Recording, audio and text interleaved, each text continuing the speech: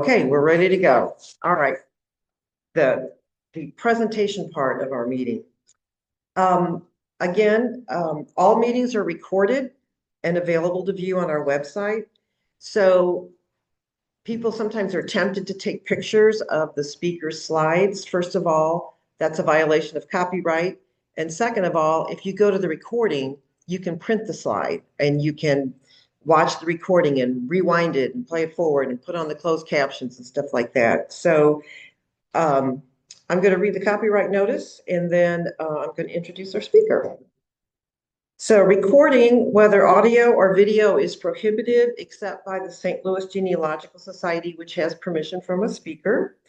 All slides and handout material for your friends are covered by copyright law. You may download and or print a copy of each handout for your own personal use, but no portion of any material may be photographed, duplicated, or used in any way without permission from the speaker. All right, now to the main event. Our speaker today is Amy Haake.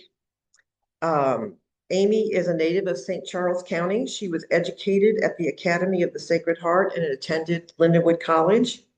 After many years working with wildlife in Texas and at the Missouri Botanical Garden, she returned to St. Charles to work on her master's degree in history and received certification in museum studies. During this time, she also began working for the St. Charles County Parks and Recreation Department, helping open the Heritage Museum as assistant parks historian. In 2014, she became the archivist for the St. Charles County Historical Society, and after a year was named chief administrative officer as well. Amy feels fortunate to be able to live and work in her hometown, which has been an integral part of her professional life. Here is Amy Haake.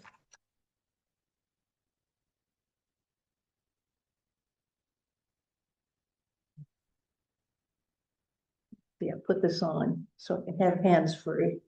Okay. Okay.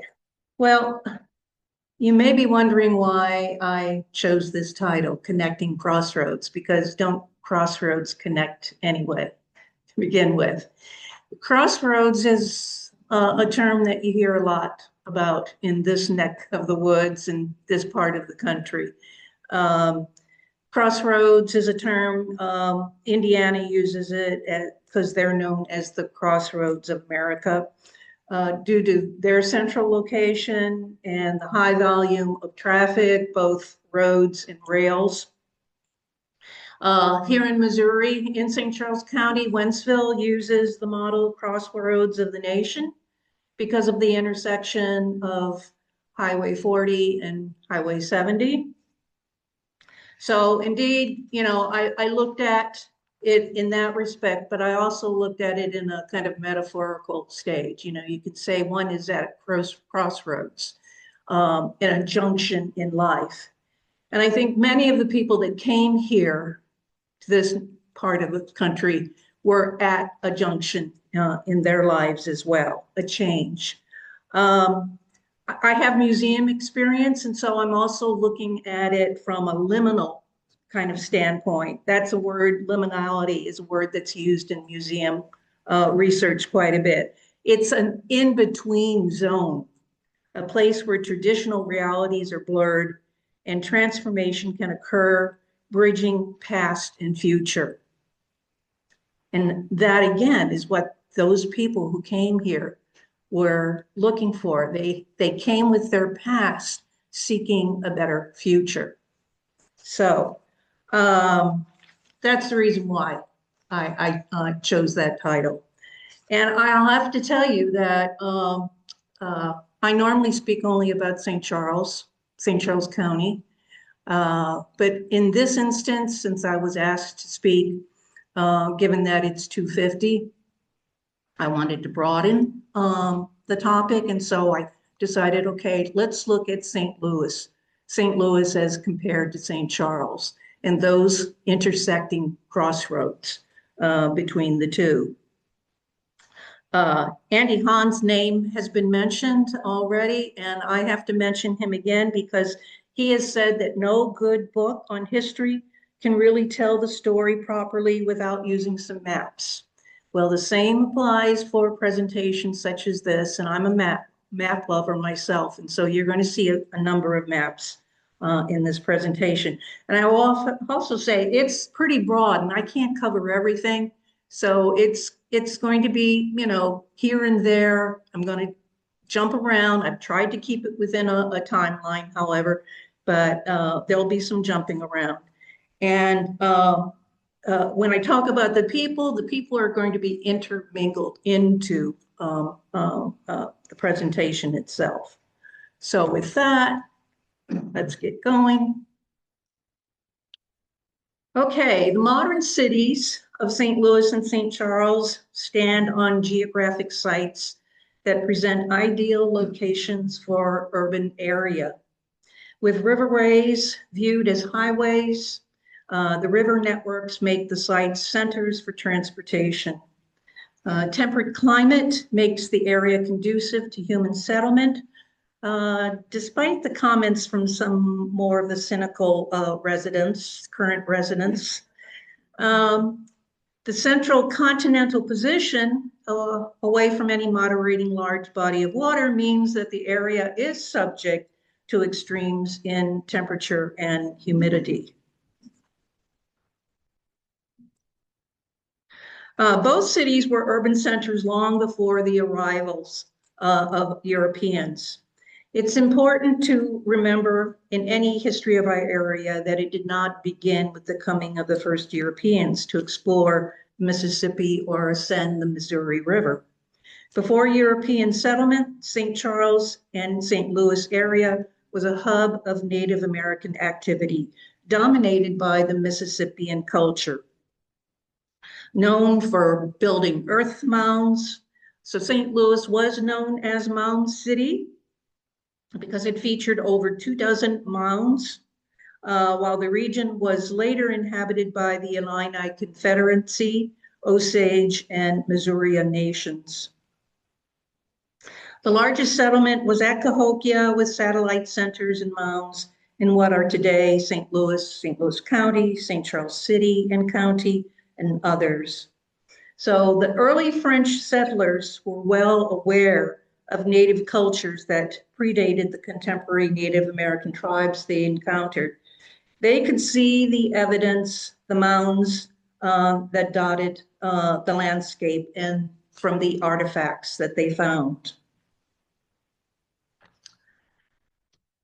This is a kind of a representation of the home of Dr. Antoine Renal. Dr. Renal came from France. He was born in France, and we believe he received his medical training there. He married Marie Toupard in near New Orleans in 1774. They were living in St. Genevieve and then St. Louis in 1776, year of the Revolution. And then in 1799, he sold his property in St. Louis and he moved to St. Charles. On this site in St. Charles, he, in the digging of the foundation for the home, which was a traditional French colonial home, it is described in letters, he found artifacts. In a sinking well in the rear of the house at a depth of 20 feet, the workmen came upon the remains of a campfire that had been on the rocks, also an Indian or stone axe. The firebrands were in a good state of preservation and apparently in the position as when first placed there. The stone axe was large size and well made of a hard grayish stone and finely polished. The axe was retained in the family of his only son as late of 1829 or perhaps later. I have seen often and handled the axe. I occupied a room in the old family mansion in 1824 and was familiar with the premises and the location of the well at that time. And that was a letter written by a man by the name of Lynch. And it can be found in the St. Charles papers. Now, That area today, oops, let me go back here, is right here. Well, on the left-hand side is a very blown-up version of what is today 119 South Main. Currently, the home of the OPO building stands for Old Post Office Building. You see an earlier version of that picture. So can I get out of the view on the side here so that people can see that a little bit better? Is that, do I diminish that? No.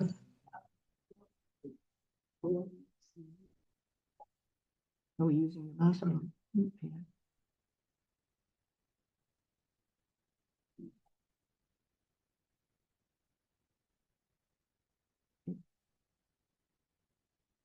don't think we can get rid of it. Well, Yeah. okay, that's so much better for people here. Okay. All right. Up at the top right-hand corner, you see an image of the old post office, and you can see it's dated 1909. But below that is a picture of the very first courthouse for St. Charles, which was located on Main Street and erected in 1849.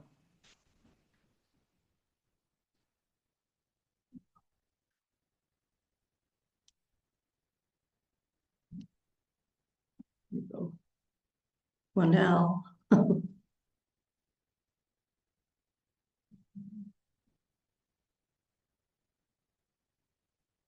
now my slides aren't moving.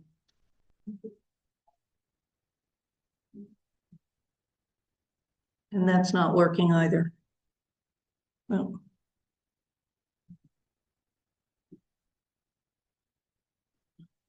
No. okay, It's just wasn't. okay. Okay, so other telltale remnants of the culture were turned up by the farmer's plow. Okay.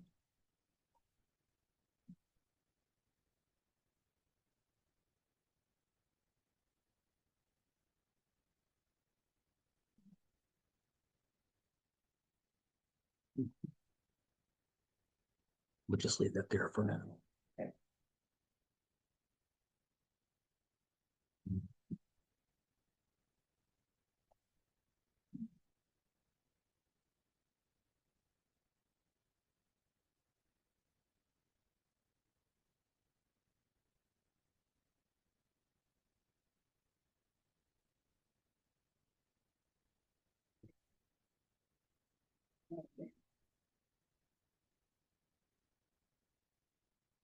Well, it's one problem after another here. I'm trying to go back.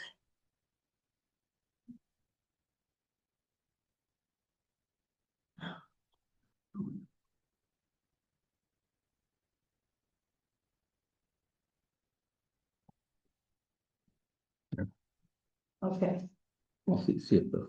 Use it here? Yeah. okay, Okay. thanks. All right. The Reverend Timothy Flint. Now he came to this area by way of Massachusetts. He was born in 1780 in Massachusetts. He graduated from Harvard and became pastor of the Congregational Church in Massachusetts in 1802. He was interested in missionary work, so by 1815, he was traveling to Missouri. He probably is one of the most overlooked chroniclers of Missouri during the territorial and early statehood days. His time in Missouri includes his book, Recollections of the Last 10 Years in the Valley of the Mississippi. So on his property, on his farm, which was in today, which is in the Mamel region of St. Charles County, he found artifacts as well. You have been informed that I cultivated a small farm on the beautiful prairie below St. Charles, which I have attempted to describe, called the Mamel or Point Prairie. In my enclosure and directly back of my house were two conical mounds of considerable elevation. 100 paces in front of them was a high bench marking the shore of the Haake-Argyros, an extensive marsh, and evidently the former bed of the Missouri. In digging a ditch on the margin of this bench at a depth of 4 feet, we discovered great quantities of pottery belonging to vessels of all sizes and characters. Some must have been of a size to contain 4 gallons. This must have been a very populous place. So here we have a picture, a drawing, a watercolor actually by Anna Maria van Poel, circa 1820, showing 2 of the mamels and showing how they would have stood out. Anna Maria van Poel was an artist in her 30s. She came to St. Louis from Lexington, Kentucky. She was unmarried and she would often visit her brother and lived with various family members in the area. She would fill sketchbooks with drawings and watercolor paintings of the daily life in St. Louis, documenting clothing styles, transportation, architecture, and the variety of cultures in the area. If you get a chance, check out her collection at the Missouri History Museum. It's pretty fascinating. So I like using her prints for presentations.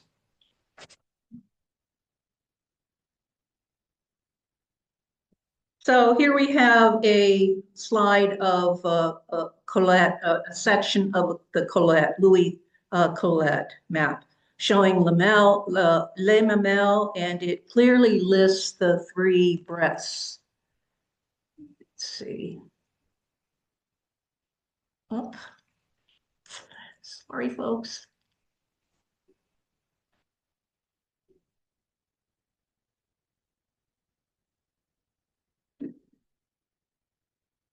Right there. It says 3 breasts, but actually Colette got them placed in the wrong position. He's got them towards the Mississippi, and they should be over here towards the Missouri River.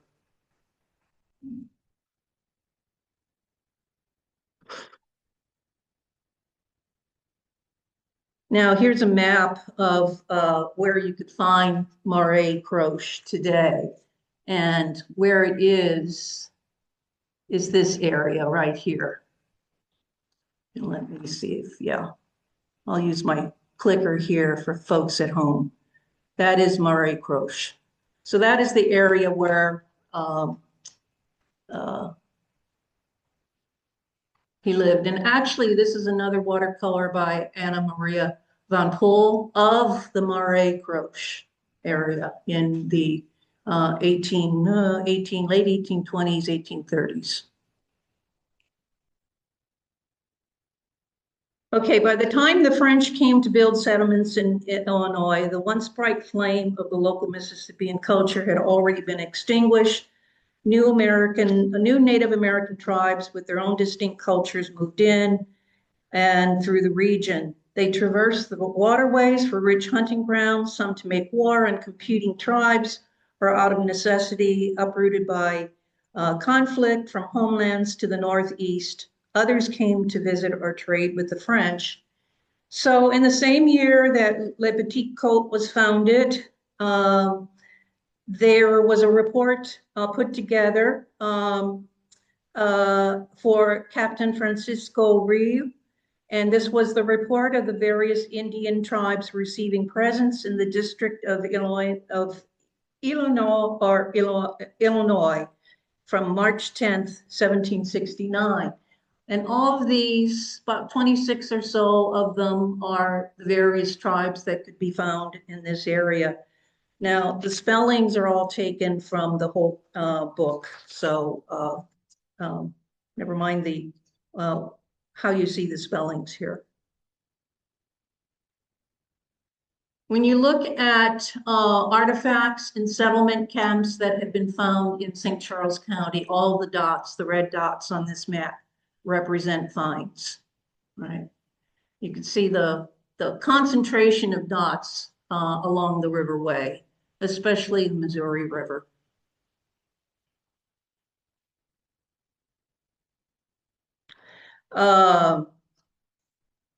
One of the sites where things have been found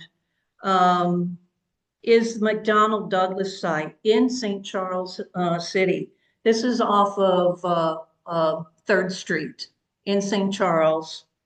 And it's referred to as a lost site due to the later development of the plant being put in there. Boeing has it, and I think they produce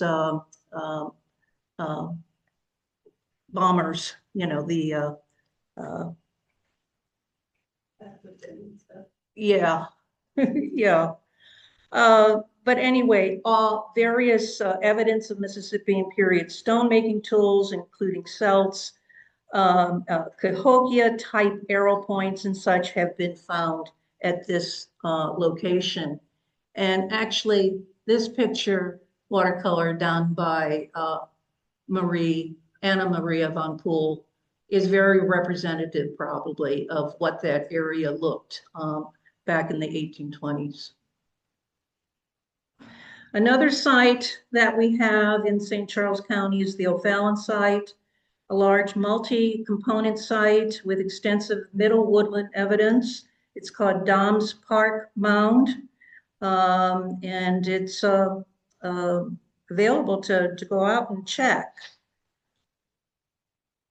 Now in St. Louis, which was once known as Mound City, you can find lots of evidence on maps representing some of the various mounds that were found. So this is one of the earliest known maps of the St. Louis mounds that was created in 1819 by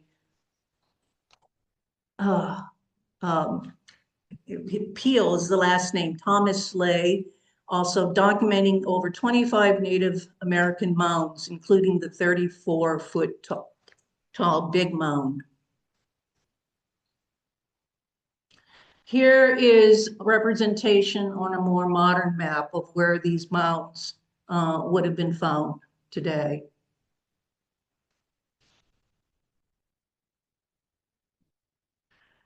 And of course, the one mound, the Big Mound, which is circa 1854 on St. Louis's 5th and Mound Streets, which is no longer there. The only remaining mound in St. Louis is now Sugarloaf, which is on Ohio Avenue.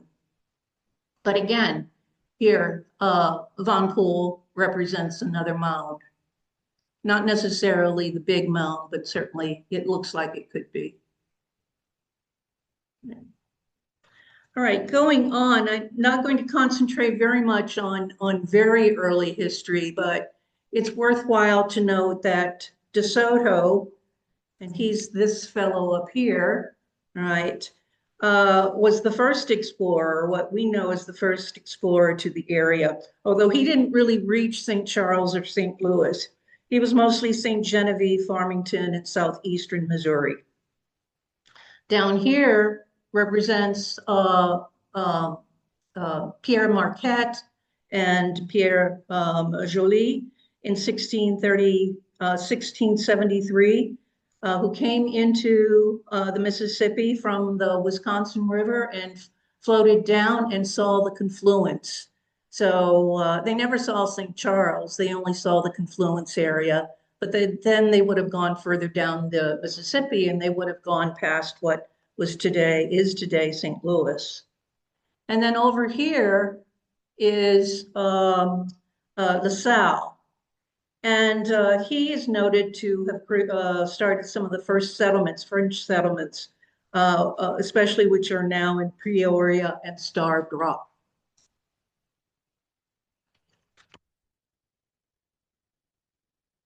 So I'll talk a little bit about the foundings, and in doing so, I want to talk a little bit about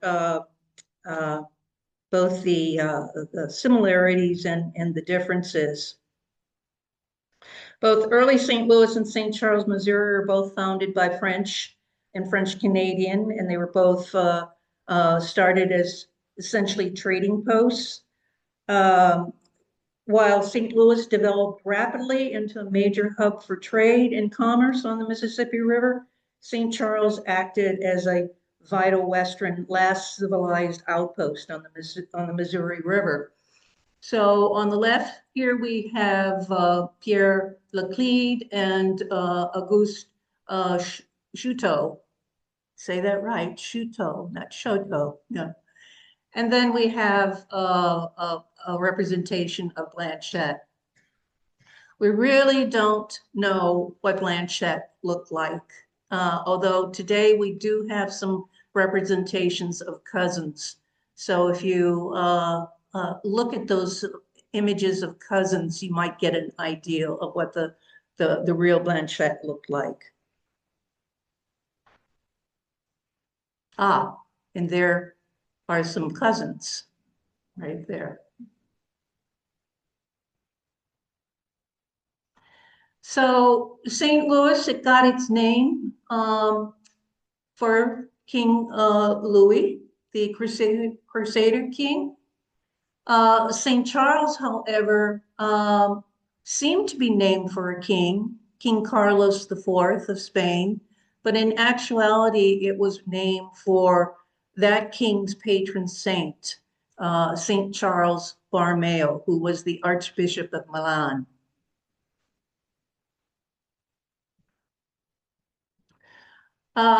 Chouteau was married. Here's a picture on the left of Madame Chouteau, but on the right is a picture of Blanchette's wife, a Native American. It was very common for the French fur traders to have interracial marriages. And this Native American, her name is Tecumseh, but her baptized name is Angelique. And she was listed as being Osage, but she was described as Pane Pet, which means tattooed Pane or Pane.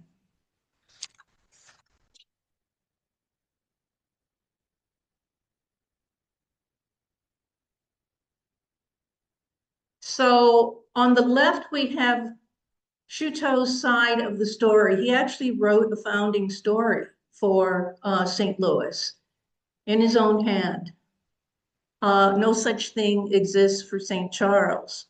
But what we do have is a representation. It's a letter. It's a document that is requesting of the Spanish government that a church be built, and it is signed by about over 30 inhabitants of St. Charles at the time. And on this document, we do find Blanchette's mark. So we know that Blanchette did not write, right? You could only leave his mark. So big difference between the two gentlemen there. Here we have the church that was requested, although it's a reconstruction of the log church that exists on Main Street. Now, if you go down to Main Street and you go to Grandma's Cookies, make sure that you go behind Grandma's Cookies to take a look at this representation of the church. So it's because of this church that the whole naming for St. Charles came about too, because at that time when Perez came for the dedication of the church, he says, well, what are you going to call this place? You can't keep calling it Le Petit Côte because, you know, the Spanish are in control. So yes, it could be called Los Pequeños Puestos, you know, in Spanish, the small hills. But because then the name was changed to St. Charles or San Carlos, right? Much better in way of Spanish thinking. Now, something different, a difference between modern day difference between us two. when you all celebrated, when St. Louis celebrated its 250th anniversary, you produced cakes. And it was called the Cake Way to the West, I believe, the Cake Way to the West. Well, you know, a number of years later, then St. Charles celebrated its anniversary as well. And for some reason, they came up with the idea of having dogs. Now, the dogs obviously came from Lewis and Clark, but St. Charles is so big on claiming Lewis and Clark as its main representative. At the time, I kind of threw a fit, had a little bit of a hissy fit myself because I thought this is supposed to be a Blanchette, not about a dog, you know. But to get into the spirit of thing, we at the society, we actually purchased a dog so that we could join in on the fun too. And over here is what he looked like to begin with. He's supposed to be wearing, you know, a French cloche up there on top. But it got sunburned, I believe. It was bright red to begin with, right? But over here is pretty much how he looks like today, although he's missing his tricorn hat and his wig. I've made probably 4 or 5 attempts to keep him looking that way, and kids either love him too much or both the wig and the hat get stolen. So, you know, we'll try to fix him up once again for the festivities for the 4th of July parade. But the way he was described, unfortunately, the way he was described by the Riverfront Times was that St. Charles was full of seamen. And that probably wasn't very well appreciated by many of the residents here. So perhaps the people at the Convention Bureau could have thought wiser about choosing a dog as its mascot. Well, Pierre Laclede in 1764 at the founding, he wrote, "I have found a situation where I'm going to form a settlement which might become hereafter one of the finest cities in America. So many advantages are embraced in its site, by its locality, its central position for forming settlements." Whereas finding something written about St. Charles in the early days, right? Here's an excerpt taken from the book, which is pictured up here. The title, I won't presume to mess up.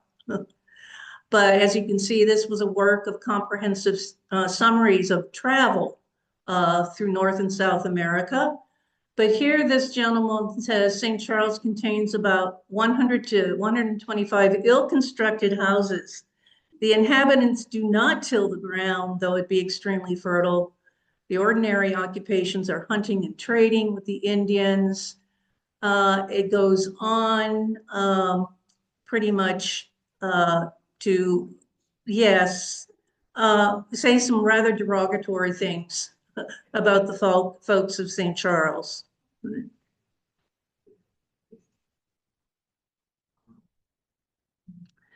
When you're looking at similarities between St. Louis and St. Charles in the early days, you have to look at colonial history, as I said, both French-Canadian origins, frontier supply hubs, yes, both very big in the fur trade business, a river reliance and for a river-based economy, shared transportation routes, the early governance of the cities. St. Louis served as the capital of Louisiana Territory starting in 1805, whereas St. Charles would later become the first state capital from 1821 to 1826. The architectural history, very much based in the French colonial style, but also brick being very big, almost bigger in St. Louis than it was in St. Charles, although St. Charles benefited highly from the brick production. Also the Lewis and Clark connections. Maybe talk a little further about Lewis and Clark, but uh, one of the things that I don't care so much about St. Charles and their attachment to Lewis and Clark is that these gentlemen, while very noble in their pursuits, they did actually not spend very much time in St. Charles. Clark maybe a total of 5 to 7 days. Lewis, 2 at the best, because Lewis was always hopping off back to St. Louis where things were happening for him. The differences, contrasting location. St. Louis was established as a strategic planned trading post on high ground to avoid flooding and dominate regional trade, whereas St. Charles was an outpost designed to serve the upstream trade with Native American tribes on the Missouri River. And I'm just going to go ahead here for a minute too. This map, Dufausset produced this map. What it shows, though, is really, I think, the real reason why St. Charles was established. And up here, you see a little bit of a enlarged inset. Here's the confluence. This is a Spanish fort, and over on the other side is a Spanish fort. So St. Charles was really established by the Spanish. They essentially hired Blanchette to go to St. Charles and establish a settlement. Thereby, they could then protect their rights on the waterway. Go back. So founding and role, there's a difference there. Scale and growth, St. Louis grew faster, becoming a significant dense urban center in the 1800s. St. Charles remained smaller, more intimate community designed by early travelers as a collection of around 80 houses. In function and in exploration, St. Charles was famously called the last civilized supply stop for the Lewis and Clark expedition in 1804. Whereas St. Louis was the starting point and administrative hub where explorers began their journey. But St. Charles was the last point of contact with European American settlement. I don't know if we need to get into who deserves the title of Gateway to the West more. I'm not going to dispute that St. Louis has it because it has the Gateway Arch. But the way I see it, there are so many gateway cities. Kansas City could, call that for themselves as well. And of course, they wanted the Gateway Arch to be placed there as well. Geographic orientation, St. Louis really looks eastward towards the Ohio River for trade, while St. Charles focuses west, serving as the start of the Boonslit Road and Santa Fe Trail.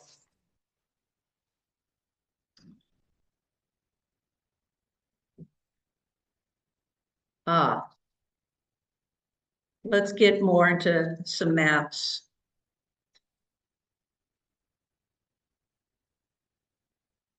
And again, let's see, this is unfortunately too much of an enlarged map from the Collet 1796. But down here, this is St. Charles, I believe. No, sorry, this is St. Louis. And here up here, you see, actually, they put some land representing lands that are owned by Chouteau. But both of these cities were highly concentrated, being on the riverways, very much akin to water-based economies.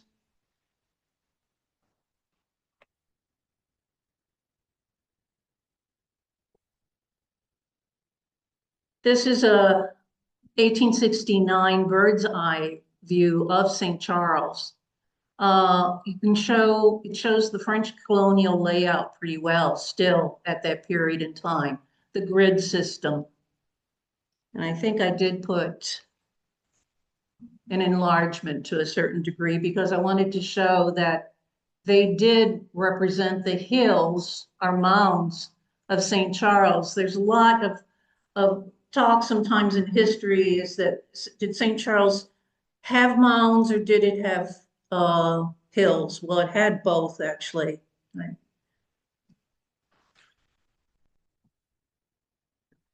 Here's kind of a bird's eye. This is Compton Dry of St. Louis, of the wharf area. Again, even that late in time, showing the grid system of St. Louis.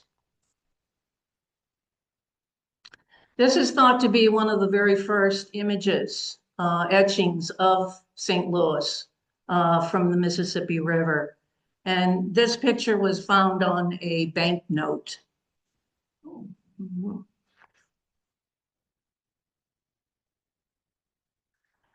So French colonial system called for having common grounds.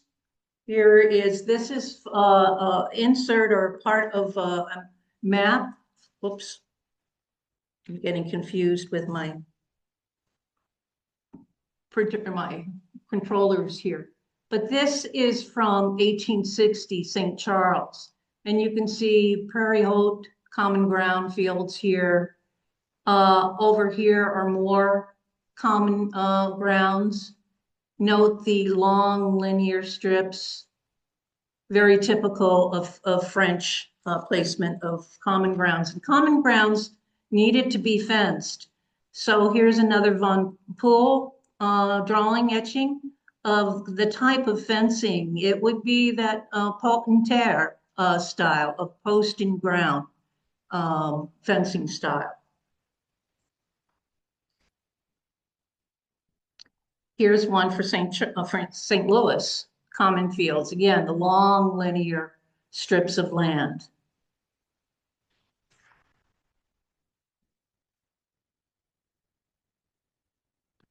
St. Louis in 1796 by Collier. Again, the grid system. Notice that this is probably one of the very first plats of St. St. And you essentially have 3 streets or 3 worths of blocks. Same for St. Charles. You'll see a plat for St. Charles in a little bit. Here's another drawn representation of that map that appeared in a newspaper in St. Louis.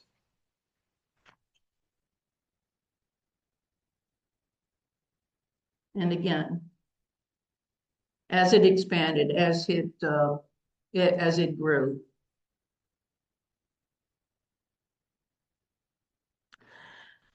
I need to talk a little bit about the people that were had the ability to put all this together. Initially, in the early days, it was usually the founder that would lay out the streets of the settlements. We know that happened with Laclede and Chouteau. That did not occur, though, with Blanchette. So in the early days, there was a high reliance on surveyors for these layouts. They were essential to the early development of St. Louis and St. Charles. And for both our cities, the name Antoine Soulard comes to fact. So Soulard was born in 1765. He was in the French Navy, but with the French Revolution and the subsequent reign of terror, he fled his homeland for the United States. He knew that there were a lot of fellow Frenchmen in St. Louis, so that's why he came to St. Louis. He was appointed to supervise the construction of a fort in St. Genevieve, and then he was appointed first surveyor general of the Spanish Upper Louisiana Territory on February 3rd, 1796. So he performed at least 710 surveys from 1795 to 1806.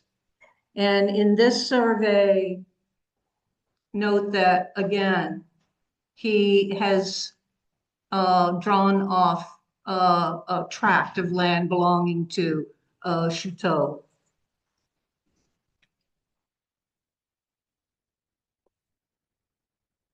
Now here is another representation of a Soulard survey, but this one is for St. Charles.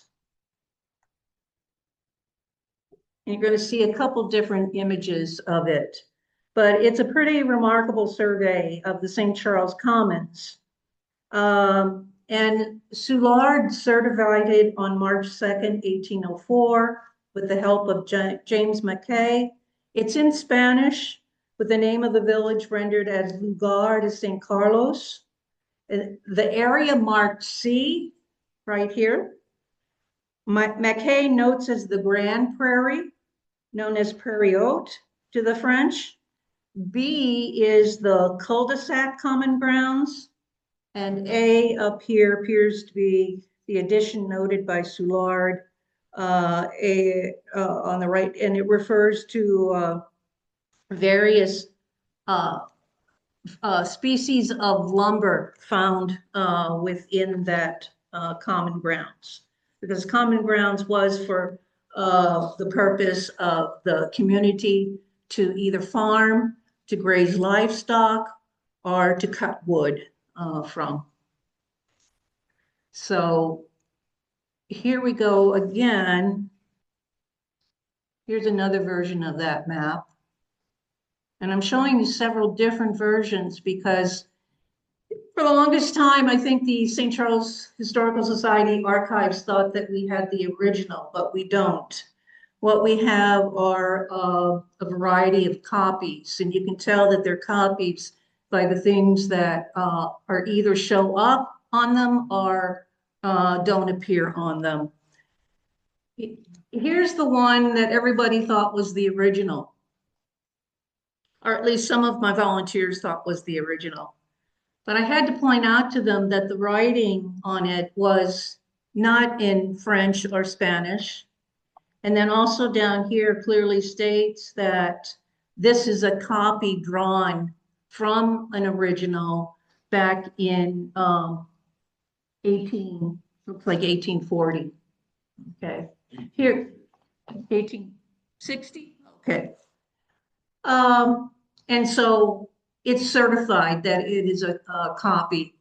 Also, Soulard had on the original written quite a lengthy piece on the back of it.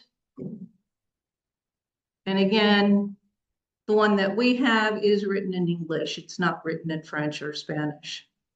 So where is the original? I think it's probably sitting with the other land records, either with our recorder of deeds or even perhaps the state archives. It's something that I have to check on. It's only something I discovered very recently. You know, lots of people expect an archivist knows everything. They'll come to me for answers to questions, which I cannot answer. But I usually tell them I'll try to find out the answer for you. So here's that plaque of St. Charles that I was talking about. It's quite large.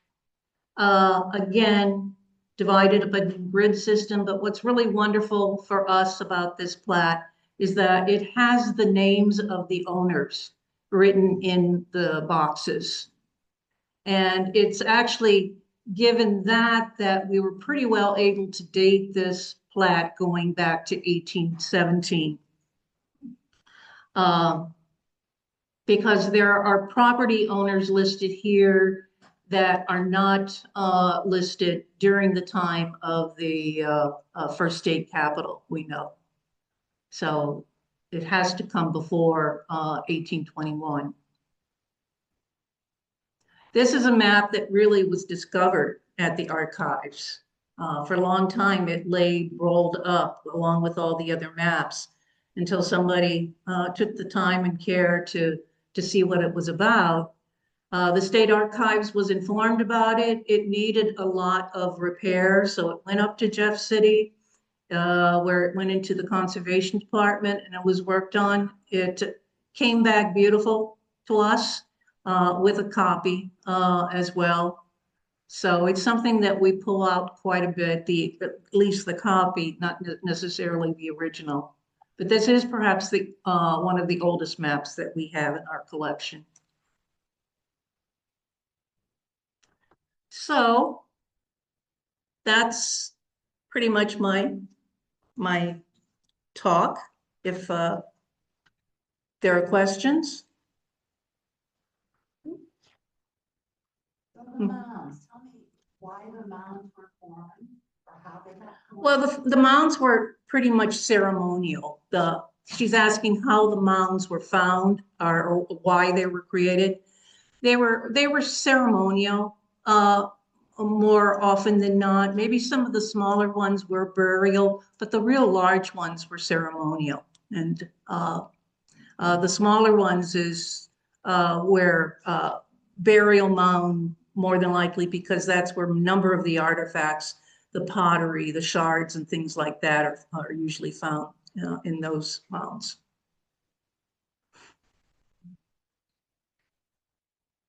Do you know where the artifacts have gone?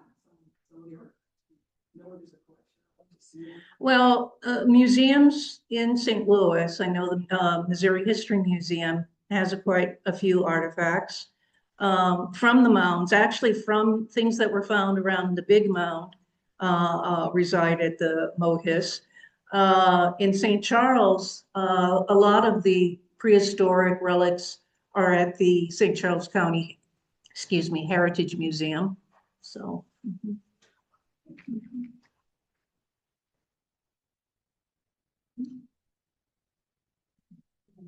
No. I noticed a lot of spell Missouri myth, Missouri, MIT. Yeah, that's partly both either the French or the Spanish way of spelling the word. Mhm.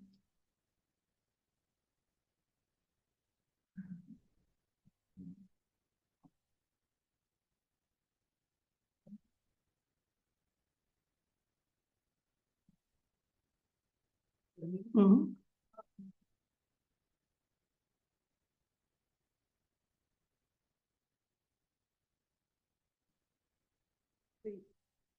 Give this to you. So, I just wanted to remind you that the recording of this presentation will be online. I'll say within 48 hours, but usually Tom gets it up a lot sooner. So we thank Tom and Eileen for being our hosts and co-hosts today. Also, one thing I forgot to mention, and Eileen, you'll have to help me with the dates, but another big event coming up, it's not till the fall, but it's our Salt Lake City research trip, October 11th through the 18th, which is being led by Eileen Murray and Carol Witten. Everybody takes a trip to Salt Lake, and the largest genealogical library in the States, in the world. Okay. So we'll have information about that at our next meeting, but it's online. Registration is open. Please register for trivia coming up. Please register for the Family History Conference and check out all of the recordings that we have online. We have classes, we have meetings, and our special interest groups. So with that, we're going to conclude. Thank you again, Amy. Excellent job. And folks in the audience, remember to turn your phone back on. Thank you so much for coming.